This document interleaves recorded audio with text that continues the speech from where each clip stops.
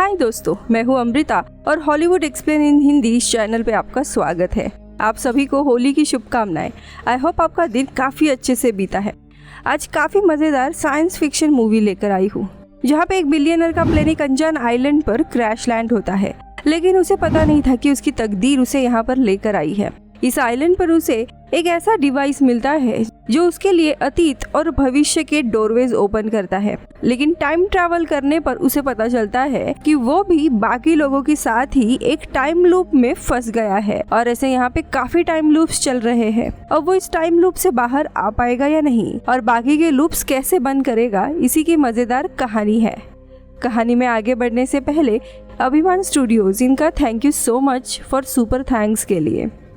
Movie की शुरुआत में हम एक प्लेन में मूवी के मेन कैरेक्टर ईथन ब्लैक को देखते हैं, जो अपने प्राइवेट प्लेन में बैठकर गेम खेल रहा था। वही प्लेन में ईथन के साथ उसका भाई जेकब, उसके साथ साथ चीफ इंजीनियर टेड और उसकी सेक्रेटरी ईवा और रायन होते हैं। अब गेम खेलते वक्त ईथन बताता है ये प्लेन एक खास तरह के फ्यूल पर चल रहा है। ये फ्यूल उसने खुद इन्वेंट किया है और इसका नाम कॉन्टेनियम है। कॉन्टेनियम ये टेक्नोलॉजी उसने टाइम से एक्सट्रैक्ट की है, यानी प्रोड्यूस की है। दरअसल ईथन अपना ये इन्वेंशन इन्वेस्टर्स के सामने प्रूव करना चाहता था कि उसका जो ये फ्यूल है ये बाकी के फ्यूल के मुकाबले काफी एफिशिएंट और सेफ है और इससे ये लोग प्लेन भी उड़ा सकते हैं। लेकिन तभी अचानक से प्लेन में कुछ गड़बड़ी आ जाती है। प्लेन ऑटो पायलट मोड पर चला जाता है और तेजी से नीचे गिरने लगता है और देखते ही देखते एक आइलैंड पर ये लोग क्रैश लैंडिंग करते हैं। अब इसके बाद ये सीन इधर ही कट होता है और ये उड़ान भरने से जस्ट पहले का सीन हम देखते हैं, जहाँ पर एवा प्रेस को ईथन और उसकी टीम को इंट्रोड्यूस करवा रही होती है। वो बताती है ईथन ब्लैक जिसने कॉन्टेनियम को इन्वेंट किया है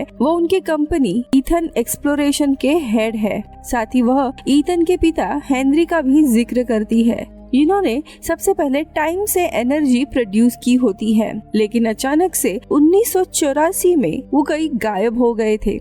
इसके बाद एवा कंपनी के इम्पोर्टेंट मेंबर एलिजाबेथ पॉल्सन का भी जिक्र करती है, जो 2 दिन पहले गुजर चुकी थी। अब ईथन यहाँ पर बताता है कि कैसे वो कॉन्टेनियम के थ्रू आज की ये प्लेन की उड़ान भरने वाला है और उसी फ्यूल का इस्तेमाल करते हुए वो पूरी वर्ल्ड टूर करने वाला है। और उसी के बाद इन्होंने उड़ान भरी थी और अब एक्सीडेंट हो गया है। खैर अब प्रेजेंट में ईथन को जब होश आता है तब वो प्लेन में होता है। वो देखता है 2 सोल्जर उसकी जो टेक्नोलॉजी थी कॉन्टेनियम उसे चुरा कर भाग रहे होते। ये देखकर ईथन अपनी गन लेता है और उनका पीछा करने लगता है। जहाँ जाते हुए रास्ते में वो एक समुद्र के किनारे पर आता है और एक लड़की को वहाँ पे नहाते हुए देखता है, जिसका नाम था टीना। अब ये लड़की भी उन्हीं सोल्जर के टीम में से होगी, इसीलिए ईथन उस लड़की को पानी से बाहर आने कहता है और उन सोल्जर के पास लेकर जाने के लिए कह रहा होता है। और वो पानी से बाहर आती है, अपने कपड़े वगैरह पहनती है। इस दौरान ईथन सामने की ओर देख रहा था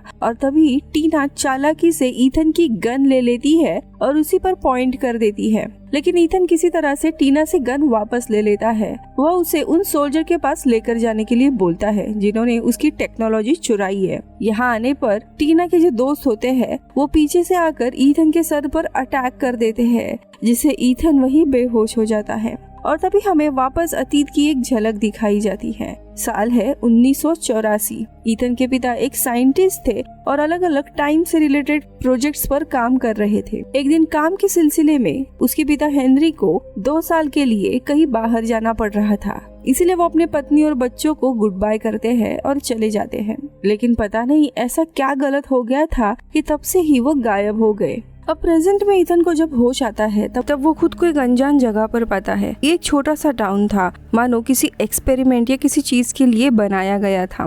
वही पास में ही उसे एक रूम में हलचल दिखाई देती है।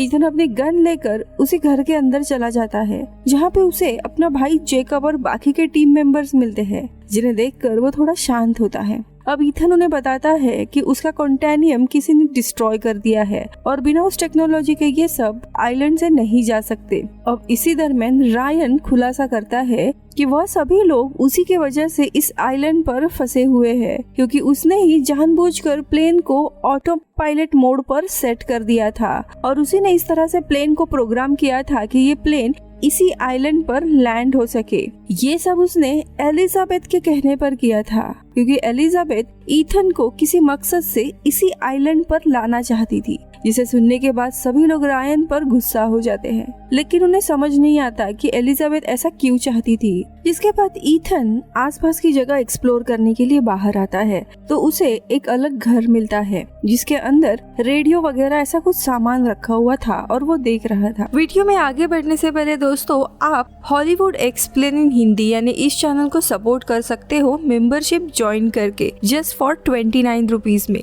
या फिर वीडियो को सुपर थैंक्स भी दे सकते हो। Thank you so much. अब कहानी देखते हैं। वही जेकब भी बाहर आ जाता है और रास्ते से चलते हुए अचानक से जेकब के सामने बहुत ही ज्यादा कोहरा आने लगता है। उसे लगता है कि कुछ तो अजीब चीज है, इसीलिए वो गन निकालकर अंदर चला जाता है। लेकिन जैसे ही कोहरा खत्म होता है उसे एक अलग ही शहर दिखाई देता है। वो काफी हैरान था कि हो क्या रहा है। जब जेकब थोड़ा आगे बढ़ता है तब उसे वहाँ पर उसके पिता हेनरी दिखाई देते हैं, जो अपने इन्वेंट किए हुए कॉन्टेनियम पर स्पीच दे रहे थे। वही दूसरी जगह ईथन जब उस घर के अंदर होता है तब वहाँ पर भी अचानक से वही मिस्टीरियस फॉग अपीयर होने लगता है और देखते देखते उस घर का सामान पहले की तरह नया होने लगता है। जिसके बाद ईथन वहाँ से बाहर निकल आता है। अब ईथन भी उसी जगह आ गया था जहाँ पे वो काफी सारे लोगों को देखता है। अब वहाँ पे एक प्ले चल रहा था। प्ले के दरमियान एक छोटा बच्चा वहाँ पे मौजूद था, रॉब। उसकी माँ आती है और रॉब को वहाँ से चलने के लिए कहती है और दोनों भी निकल जाते हैं। इसी दरमियान ईथन की नजर टीना पर पड़ती है, जिसके बाद वह टीना के पास जाता है और उसे अपना कॉन्टेनियम के बारे में पूछने लगता है कि तुमने उसे डिस्ट्रॉय क्यों किया। जिस पर टीना उससे पूछती है कि ये टेक्नोलॉजी तुम्हारी कब से हो गई। तब ईथन उसे बताता है कि उसने ही कॉन्टेनियम को इन्वेंट किया है साल 2019 में। तभी टीना उसे बताती है कि अभी साल 1986 चल रहा है, यानी 1986, और इसी साल हेनरी ब्लैक ने ये टेक्नोलॉजी निकाली थी। अब ये दोनों बात कर ही रहे थे कि तभी वहाँ पर एक सोल्जर आ जाता है और फिर देखते देखते वो उस पर गोली चला देता है, पर गोली ईथन को लगने के बजाय गायब हो जाती है। जिसके बाद वो सोल्जर और टीना फॉग के साथ गायब हो जाते हैं। फिर अब नेक्स्ट सीन में जेकब वापस ईथन से मिलता है और वो बताता है कि उसने उनके पिता यानी हेनरी ब्लैक को देखा, जो 22 अगस्त 1986 को कॉन्टेनियम के ऊपर स्पीच दे रहे थे। और ये वही समय था जब ठीक 2 साल पहले यानी 1984 में वो हमें छोड़कर चले गए थे। अब इसके बाद इन्हें समझ आता है कि ये सारे इवेंट्स जो चल रहे हैं, जहाँ पर ये लोग अचानक से अतीत में जाते हैं, ये सारे उसे मिस्टीरियस फॉग यानी कोहरे की वजह से हो रहे हैं। इस आइलैंड पर उस फॉग के कारण ये लोग एक अलग टाइमलाइन में चले गए थे। वो फॉग अभी नहीं था तो यहाँ पर वो कोई भी लोग नहीं थे जो दिख रहे थे। लेकिन आसपास देखने पर उन्हें एक आदमी खड़ा दिखाई देता है जो फॉग में डिसअपियर नहीं हुआ था। अब ईथन उससे पूछने के लिए जाता है कि हो क्या रहा है, तभी वो भाग जाता है। अब उसका पीछा करते हुए ईथन उसके घर तक पहुंच जाता है, जो कि अंडरग्राउंड बंकर में होता है। यहाँ पर काफी सारा सामान, बुक्स वगैरह रखे हुए थे। सामने एक छोटा टीवी था और उस पर एक रिकॉर्डिंग चल रही थी जिसमें कोई सोल्जर टीना को इंट्रोगेट कर रहे थे। तभी वहाँ पे वो आदमी आ जाता है जो पागल जैसे हरकतें कर रहा था। अब ईथन को एक बुक में लेटर मिलता है। इस लेटर में लिखा हुआ था, मेरे प्यारे बेटे रॉब, ये तुम्हारे 9वें बर्थडे के लिए मैंने खत लिखा है। अब ये पढ़कर उसे रियलाइज होता है कि ये रॉब वही छोटा बच्चा है जिसे उसने थोड़े समय पहले थिएटर में देखा था, जिसे उसकी माँ घर लेकर जा रही थी। अब ईथन उसे देखकर हैरान था कि वो अभी छोटा बच्चा था तो अभी इतना बड़ा कैसे हो गया। जिससे एक बात यहाँ पर क्लियर हो जाती है कि उस मिस्टीरियस फॉग के कारण छोटा रॉब उस रात अपने माँ से बिछड़ गया था और इस बंकर में आकर फंस गया था, और तब से रॉब इसी बंकर में अपनी जिंदगी गुजार रहा है। अब कुछ देर बाद जेकब और बाकी सभी भी वहाँ पे आ जाते हैं, लेकिन तभी वहाँ पे फिर से फॉग अपीयर होने लगता है, जिससे फ्यूचर से कुछ सोल्जर्स आ जाते हैं जिनके पास जो कॉन्टेनियम ढूंढ रहे थे, पर उन्हें ईथन की भनक लग जाती है। इसके बाद सोल्जर इनके ऊपर अटैक करने ही वाले होते हैं कि तभी रॉब वहाँ की लाइट ऑन कर देता है, जिससे फॉग के साथ साथ सोल्जर भी गायब हो जाते हैं। इसके बाद जेकब रॉब से उस मिस्टीरियस फॉग की ओरिजिन के बारे में पूछता है, लेकिन रॉब उन्हें फैसिलिटी के कंट्रोल रूम पे लेकर जाता है जहाँ से फॉग आ रहा था। अब कंट्रोल रूम के अंदर आते ही सभी हैरान हो जाते हैं, क्योंकि यहाँ पर उन्हें उनके पिता का बनाया हुआ कॉन्टेनियम इंजन मिल जाता है। अब ये देखकर ईथन को सारा मामला समझ आता है। ये इंजन उसके पिता हेनरी ब्लैक इन्होंने डेवलप किया था 1986 में। इस इंजन को कॉन्टेनियम इंजन कहा जाता है। इस इंजन के मदद से बस 20 मिनट में ही कॉन्टेनियम डेवलप किया जा सकता है, जिसे ईथन को डेवलप करने के लिए 3 साल लग गए थे। जब भी कॉन्टेनियम ये टेक्नोलॉजी ये मशीन प्रोड्यूस किया करती थी, तब उसके कुछ साइड इफेक्ट्स भी होते थे। जैसे कि जब भी इस इंजन से कॉन्टेनियम प्रोड्यूस होता था, तब फॉग के रूप में कुछ क्वांटम पार्टिकल्स क्रिएट हो जाते थे, जिसके अंदर स्पेसिफिक इवेंट्स इम्प्रिंट्स होंगे। और अभी तक इन्होंने जिसे भी देखा था वो सभी क्वांटम कॉपीज थी, यानी कि एक तरह से वो सारे इवेंट्स बार बार दोहराए जा रहे थे। और इसी के कारण ये लोग फॉग के आते ही अपने पिता को देखने लगे थे। लेकिन तभी इन्हें रियलाइज होता है कि वो सोल्जर जो आ रहे थे वो फ्यूचर से आ रहे थे। अब ईथन कुछ कैलकुलेट करता है और वो अनुमान लगाता है कि ये जगह वहीं पर है जहाँ पर उसके पिता ने फर्स्ट टाइम यानी 1986 में ये इंजन शुरू किया था। लेकिन उस इंजन के शुरू होने के बाद से ही वो गायब हो गए थे और एक तरह से वो लूप में फंसे हैं। और उसे रियलाइज होता है कि यहाँ पे फॉग आने के बाद 2 अलग अलग इवेंट्स टेक प्लेस हो रहे हैं। और दूसरा इवेंट जो हो रहा था वो 1986 के ठीक 50 साल के बाद यानी कि 22 अगस्त 2036 में। दरअसल जब उसके पिता ने फर्स्ट टाइम इंजन शुरू किया था, तब उस प्रोजेक्ट में किसी तरह की खराबी आ गई थी शायद से, जिसके चलते 2 टाइमलाइन यहाँ पर बार बार दोहराई जा रही थी। एक टाइमलाइन थी 1986 की, जहाँ पे उसके पिता और उसकी पूरी टीम इस इंजन पर काम कर रहे हैं। वही 50 साल के बाद यहाँ पर कुछ आर्मी की टीम थी जो फॉग के मदद से अतीत में आकर कॉन्टेनियम चुरा रहे थे। खैर, अब यहाँ पे ईथन का प्लान था कि वो इस इंजन को बाहर की दुनिया में लेकर जाएगा अपने कंपनी में। लेकिन तभी रायन उसे याद दिलाता है कि ईवा अभी भी मिसिंग है, जिस पर ईथन उसे बोलता है कि वो इंजन के बाद उसे देखेंगे। ये सुनकर रायन को काफी गुस्सा आता है, जिसके बाद वो रायन को एलिजाबेथ ने दिया हुआ एक नेकलेस उसे देकर वहाँ से चला जाता है। ईथन भी उसके पीछे पीछे जाने लगता है कि तभी फॉग वापस से अपीयर होता है और तभी ईथन खुद को फ्यूचर वाले इवेंट यानी 2036 में पाता है, जहाँ का माहौल बहुत ही ज्यादा खराब था। हर जगह पे वॉर चल रहे होते हैं, टैंक्स होते हैं, ड्रोन्स थे और सोल्जर्स होते हैं जो लोगों को मार रहे थे। ये सब कुछ देखकर ईथन बहुत ही शॉक होता है। अब ईथन उनसे बचते हुए एक घर के अंदर चला आता है, पर तभी वहाँ पे 2 सोल्जर आ जाते हैं और उनमें से एक सोल्जर ईथन को रिकॉग्नाइज करता है और कहता है, तुम्हारी वजह से मेरी बीवी बच्चे मारे गए हैं, तुम्हारे ही ड्रोन ने उन्हें मार दिया था।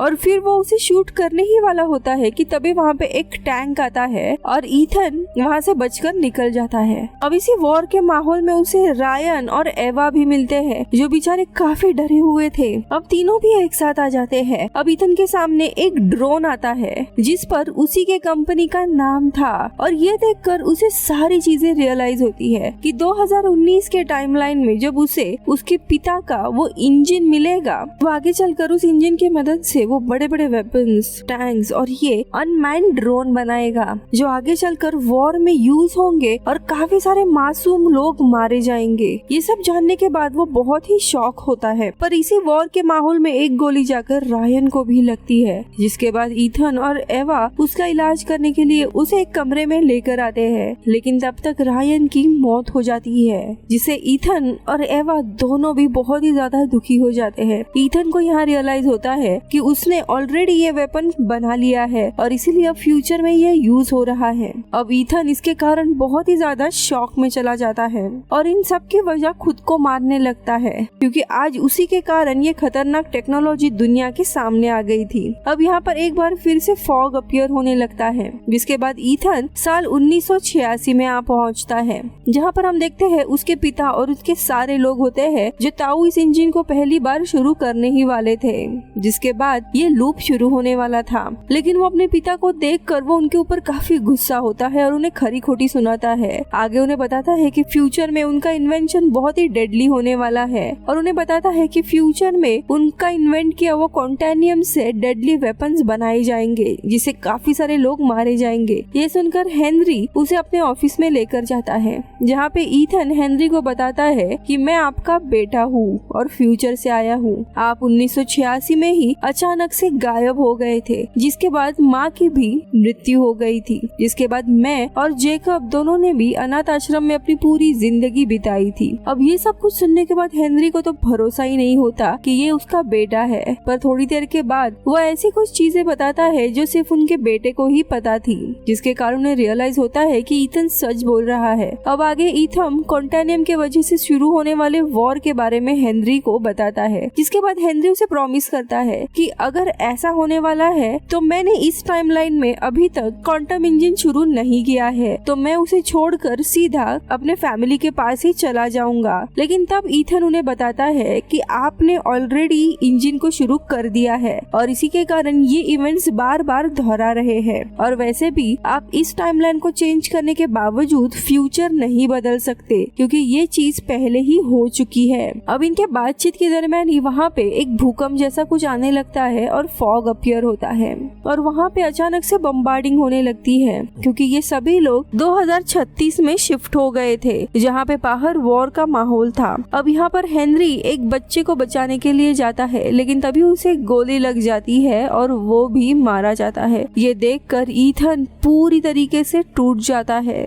अब एक बार फिर से फॉग आ जाता है और ईथन और एवा अपने समय में लौट आते हैं, जहाँ पर वो अब बंकर में आते हैं जहाँ उसके भाई जेकब ने वो इंजन शुरू कर दिया था। वही अब ईथन जेकब को इंजन बंद करने के लिए कहता है और उसे सारी बातें एक्सप्लेन करता है कि इस टेक्नोलॉजी के कारण फ्यूचर में वॉर होने वाले हैं, हमें इसे मिटाना चाहिए। पर जेकब उसकी बात नहीं सुनता क्योंकि ये टेक्नोलॉजी बिलियंस में बिकने वाली थी और वो काफी अमीर बनता। एवा उसे फ्यूचर का वीडियो भी दिखाती है, लेकिन इससे कोई भी फर्क नहीं पड़ रहा था जेकब को। जिसके बाद एवा कंट्रोल रूम को सारा डिस्ट्रॉय करने की कोशिश करने लगती है, लेकिन जेकब उसे पकड़ता है और सीधा शूट कर देता है और बेचारी एवा भी मारी जाती है। जिसके बाद जेकब ईथन को भी मारने वाला था कि तभी रॉब वहाँ पे फायर क्रैकर जलाकर उसे डिस्ट्रैक्ट कर देता है, जिससे ईथन वहाँ से बचकर भाग जाता है। अब जब ईथन नीचे बंकर में आता है तब उसे वहाँ पर टीना के इंटरोगेशन वाली वीडियो दिखाई देती है, जिससे उसे समझ आता है कि टीना खुद भी उस टेक्नोलॉजी को डिस्ट्रॉय करना चाहती है। वही टीना के पास अभी भी ईथन ने बनाया हुआ कॉन्टेनियम प्रेजेंट है जो इसी आइलैंड में उसने छुपा के रखा है, और तभी उसे आइडिया आता है कि अगर वह उसने बनाए हुए कॉन्टेनियम को ढूंढकर ताऊ इस इंजन के अंदर रख देता है और दोनों को भी शुरू कर देता है, तब उन दोनों की एनर्जीज एक दूसरे से कोलाइड होगी, जिससे ताऊ इंजन पूरी तरीके से डिस्ट्रॉय हो जाएगा।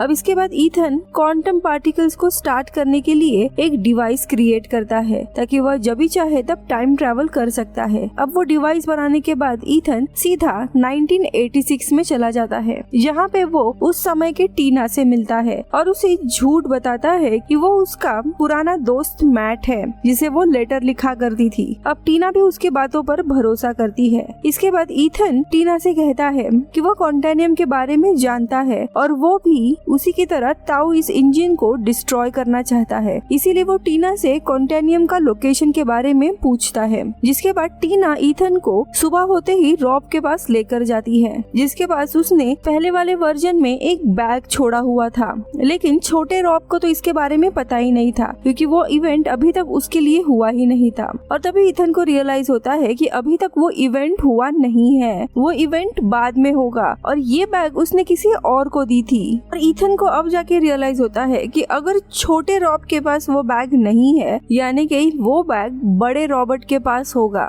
यानी कि वही इंसान जो बंकर में रहता है उसके पास वो बैग जरूर प्रेजेंट होगा। अब ईथन उसे बड़े वाले रॉब के पास लेकर आता है और वो टीना से कहता है कि तुम इसे जानती हो, तुमने बचपन में इसी को बैग दिया था। जिसके बाद वो एक सॉन्ग गाने लगता है, जिसे सुनकर वो आदमी भी वो सॉन्ग गाने लगता है और तब टीना को रियलाइज होता है कि ये आदमी रॉब है, जिसे उसने बचपन में वो कॉन्टेनियम दिया था। जिसके बाद रॉब टीना को वही कॉन्टेनियम वाला बैग दे देता है है और उसे कहता है कि उसने अपना वादा पूरा किया है। जिसके बाद टीना ईथन से पूछती है कि यहाँ पर काफी सारे टाइम मिक्स्ड अप हुए हैं, ऐसा क्यों हो रहा है। तब ईथन उसे बताता है कि उसने एक ऐसा डिवाइस बनाया है जो क्वांटम पार्टिकल को अट्रैक्ट कर रहा है, जिसके कारण काफी सारे टाइम लाइन एक साथ कोलैप्स हो रहे हैं। अब इसी दरम्यान ईथन को टीना के गले में एक नेकलेस दिखाई देता है जो सेम एलिजाबेथ के दिए हुए नेकलेस की तरह होता है। इसके बाद ईथन अपने नेकलेस को चेक करता है, तब उसे उसके अंदर एक चिप मिलती है जिसमें एलिजाबेथ ने कुछ रिकॉर्डिंग की हुई थी। यहाँ पे एलिजाबेथ बताती है कि वह असल में टीना ही है और जब मिलिट्री उस जगह को डिस्ट्रॉय करने के लिए आई थी तब वह किसी तरह से बचकर भाग गई थी। जिसके बाद वह अपनी आइडेंटिटी चेंज करके एलिजाबेथ बन गई और फ्यूचर में होने वाले वॉर को रोकने के लिए उन्होंने तुम्हें यानी ईथन को ढूंढा और उसे एक डिफरेंट पर्सन बनाने की कोशिश की, क्योंकि वह जानती थी कि तुम एक दिन फ्यूचर वॉर को होने से जरूर रोकोगे। अब इसके बाद ईथन और टीना ताऊ इंजन को डिस्ट्रॉय करने का प्लान बनाने लगते हैं। जिसके बाद हम देखते हैं कि फॉग की वजह से ये सारे टाइमलाइन एक साथ मिक्स होने लगती है, जिसका फायदा उठाकर टीना अपने क्वांटेरियम को ताऊ इस इंजन के अंदर डाल देती है। वही इधर ईथन सभी का ध्यान भटकाते हुए इंजन को ऑन कर देता है और फिर वहाँ से नीचे जेकब के पास जाता है, जहाँ पे वो मशीन से कॉन्टेनियम निकाल रहा होता है। तभी ईथन वहाँ सोल्जर्स को कहता है कि ये लोग कॉन्टेनियम को चुरा रहे हैं। जिसके बाद सोल्जर उन्हें पकड़ लेते हैं। वही ईथन इसका फायदा उठाकर उन सभी कॉन्टेनियम को डिस्ट्रॉय कर देता है। अब इसके बाद ईथन फैसिलिटी से बाहर चला आता है। जिसके बाद जेकब उसके पीछे जाने लगता है, लेकिन वही जेकब उसे फ्यूचर वाले वॉर में फंस जाता है जहाँ पहले ईथन फंस चुका था और अब जेकब के साथ वही सारे इवेंट्स होते हैं जो पहले ईथन के साथ भी हुए थे। अब आखिरी में जेकब भी ईथन के ही टाइमलाइन में पहुँच जाता है। जिसके बाद दोनों भी एक दूसरे से लड़ने लगते हैं। जेकब ईथन पर भारी पड़ रहा होता है कि तभी रॉब पीछे से जेकब पर हमला करता है। जिसके बाद जेकब रॉब को अपनी गन से शूट कर देता है और फिर वहाँ टेड आ जाता है, जो ये सब कुछ देखकर डिसाइड करता है कि वह अब जेकब का साथ नहीं देगा। जिसके बाद वह जेकब को शूट कर देता है, लेकिन तभी एक ड्रोन टेड को शूट कर देता है, जिससे ये दोनों वही मारे जाते हैं। इसके बाद ईथन कंट्रोल रूम में जाता है जहाँ पे ताऊ इंजन चल रहा था। तभी ईथन क्वांटम पार्टिकल के साथ हवा में उड़ने लगता है और फिर देखते देखते वहाँ पे एक जोरदार ब्लास्ट हो जाता है, जिसमें वो ताऊ इंजन पूरी तरीके से डिस्ट्रॉय हो जाता है। अब सीन वापस से शिफ्ट होता है, जहाँ पर हम ईथन को कंट्रोल रूम के अंदर ताऊ इंजन के लॉन्च होने के ठीक पहले वाले समय में टेलीपोर्ट होते हुए देखते हैं। इसके बाद वह अपने पिता को इंजन स्टार्ट करने से मना कर देता है। इसके बाद वह अपने पिता को फ्यूचर वॉर की वीडियो भी दिखाता है। ये देखने के बाद उसके पिता इस प्रोजेक्ट को पूरी तरीके से बंद करने का डिसाइड करते हैं